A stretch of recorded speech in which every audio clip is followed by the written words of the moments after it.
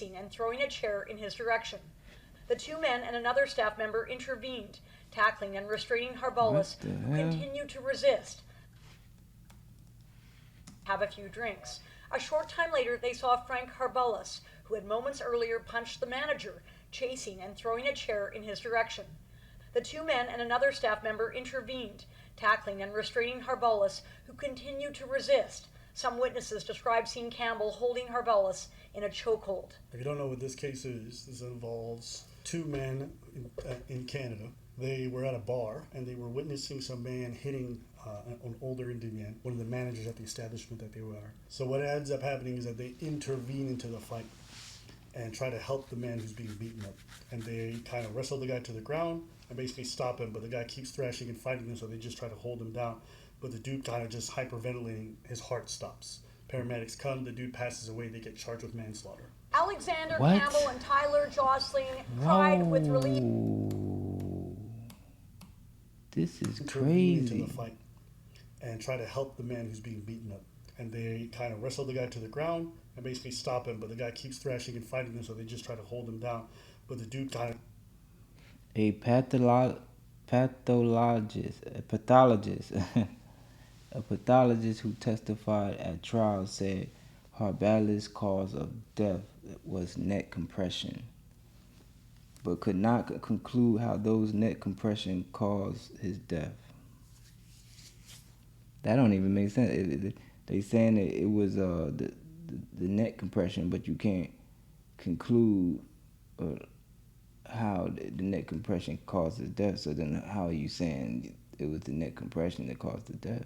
That's just a guess, an assumption.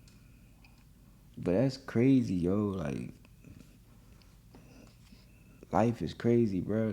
It's good as it's on video. Like, the guy comes in there like a maniac, attacking everybody, these people trying to hold him down, and you can't help but think about George Floyd, but it was not the same situation, like, way different situation, but, like, damn.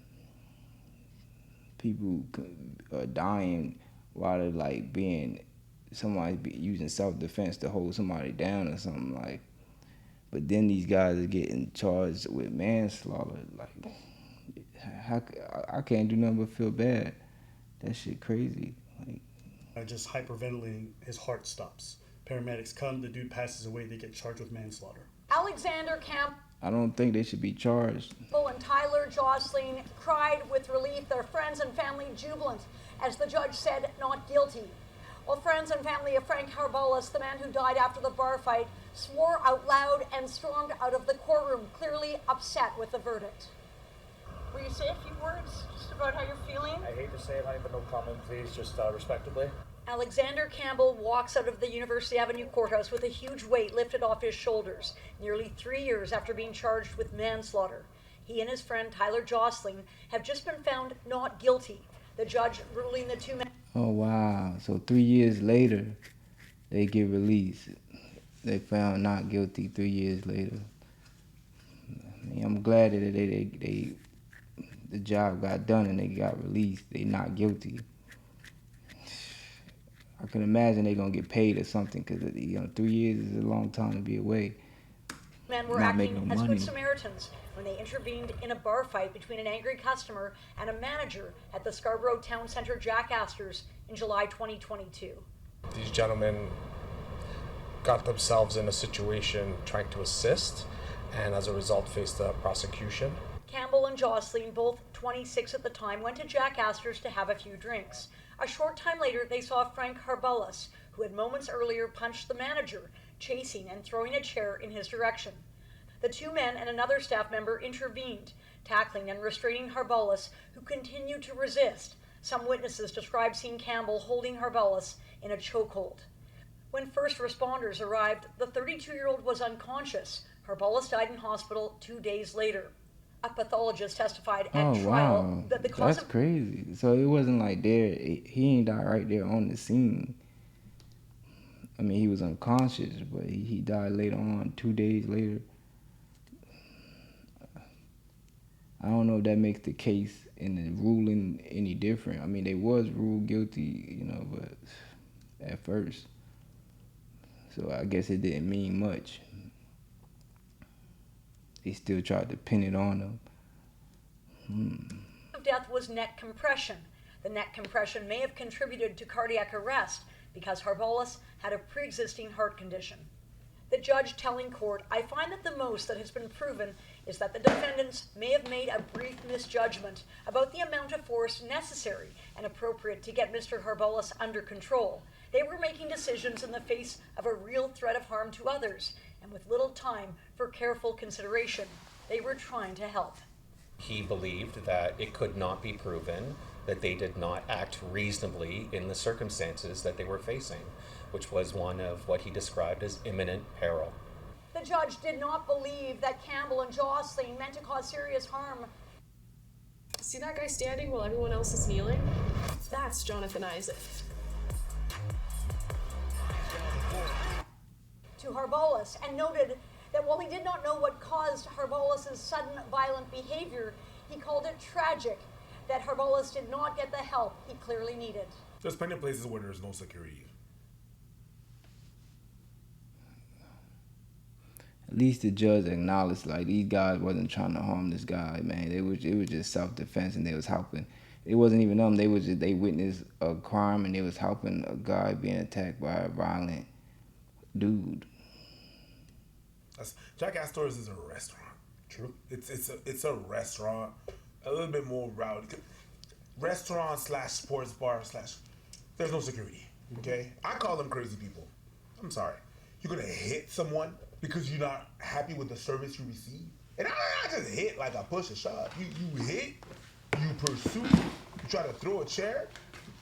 If your heart stops, I'm not gonna be the one to have some kind of compassion.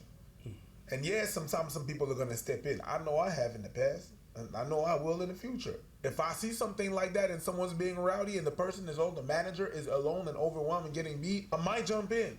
I might be able, I might. I do. This is probably the thing I hate the most about the legal system in Canada. Things like self-defense really aren't a thing in a lot of places, and there's a bit of a chilling effect here. And the fact that they even brought this prosecution forward is a fucking shame. Because the chilling effect from this is that essentially, if you're a good Samaritan, you see someone in danger, and you decide to intervene, because you don't do it perfectly, we're going to send you to jail for many years. What insanity is that? And for his family to storm off like that Frank Harbalas guy wasn't a piece of garbage is crazy. Fuck that guy. He attacked somebody else, and he's dead because of it. And you know what? I don't feel bad. Tragic? You assaulted a man and start throwing chairs and beating on him. You want to engage in violence, you get violence reaction. So I don't care. I'm so sick of the fact that as a society, we make all kinds of excuses for, but I agree he shouldn't be dead. But you know what? When you punch somebody, you risk killing them. He was risking killing everyone else, and y'all wanted to wait to see how things end up? What if he punches the guy and then ends his life? Now it's a tragedy. But we could have prevented it by taking him out first. I don't care. When people run them over with a car, blast them, put them in a headlock, folks who engage in violence should understand that they have decided their life is forfeit. And they can't expect everyone to react perfectly. You put everyone else in an impossible situation of high stress, no time to react, and you want everyone to do it perfectly. That's not reasonable for me in terms of self-defense. Y'all can say whatever you want about America and the way we do a lot of stuff, but in a lot of states over there, they do some self-defense way better than we do. The idea of these good Samaritans who jumped in to save a man, they weren't punching on him, they held him in a headlock. Why? Because the dude was gonna beat up everyone if they didn't. I don't understand as a prosecutor how you could look at that video and say, I want to charge this because I think it makes society safer. How is it safer to tell people don't help others? And what boggles the mind is that everything is on tape. Yeah. Everything. You saw everything from A to Z. Where the manager's just standing there and they have a disagreement and he wails at him. You see all that and you said, nah, prosecute. No, if you do that, and the worst thing is that the family that stormed off, if Harbalas would knocked him out and killed the manager, you probably would want your guy to be free. You probably would want your guy to be free, even though he's the one that engaged. Yeah. He's the one that started the whole thing. So I'm sorry, man. No. You have your dude, I agree with what they saying. I agree with what they talking about. Everything they saying, we all in agreement. Doing all that and doing too much on tape. You saw. I hope you were there too the whole time, not just at the end, but you saw the. Like, I believe the same thing. I don't believe like a prosecutor in their right mind could look at that and study that case and really fault the other two guys guilty. Like he said, they wasn't even throwing blows, throwing punches, nothing. The whole thing before calling in bullshit, and you saw what happened on tape, what that person in your family did. I'm sorry, but no. He's a big dude. He's whomping on this dude. I don't care. Just what? and that's the same thing for every form of crime. Like I'm sick of all these like weird defenses that people come up with. I saw another one where some dude was running at some kid with a knife, and I guess a teenager somewhere in Toronto like pulled out a gun and shot him because he was terrified for his life. And everyone was like, "Oh, it's not." Like, I don't care, man. That kid, you run at me with a knife, get blasted. I don't care if your whole face gets shot off with a shotgun. We need to stop protecting people who decide to initiate harm on other people. That's just a thing that happens to me. And I'm very considerate. I don't care what race is involved, what gender, whatever it is. If you initiate violence, I'm not expecting proportionality. If you try to punch someone and they shoot your ass afterwards, I don't give a fuck. You wanted to put other people's lives at risk, I don't care about whether you live or not. That's how I feel. I think we're too soft on people who are violent, in my opinion. We give people too many chances for them to go around punching people and taking a chance. But how many times do you hear stories about people punching someone once and they die? Yeah, I don't think that shit's sweet. So as far as I'm concerned, good riddance. I'm glad these guys got off, but I think the fact that this was even brought to court just represents how stupid Canada can be in regards to self-defense. 100%. That's my opinion. Wow. Anything else? I agree. All right, let us know what y'all think.